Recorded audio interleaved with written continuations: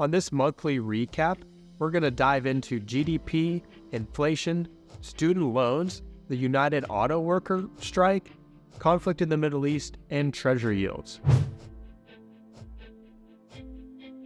U.S. GDP rose at 4.9% compared to the estimates of 4.7%. This was on the backs of consumer spending, increase in inventories, increased government spending, and exports. While this is good news on the recession front, it likely means that the Federal Reserve may have to continue to raise interest rates to keep inflation under control.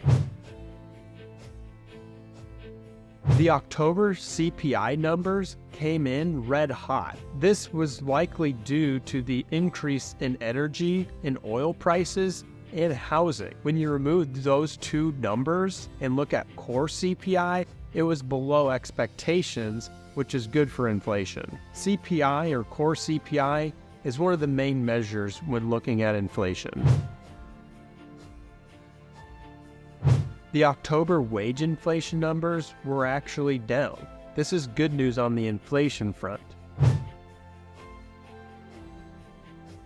Earlier in October, 40 million Americans saw their student loans resume. This is going to be a big deal as discretionary spending could take a big hit.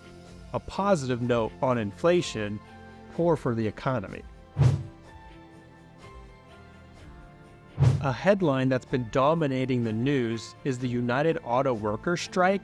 This has had a big impact on domestic auto manufacturers and how they're approaching spending and building out infrastructure for electric vehicles. They've been negotiating with the union and had serious discussions, but at this time, no deal has been made. With the conflict going on in the Middle East, we've seen a spike in energy prices and government aid and spending to Israel. For the latest news and more market insights, make sure you're subscribed to our email distribution list and listen to our latest podcasts.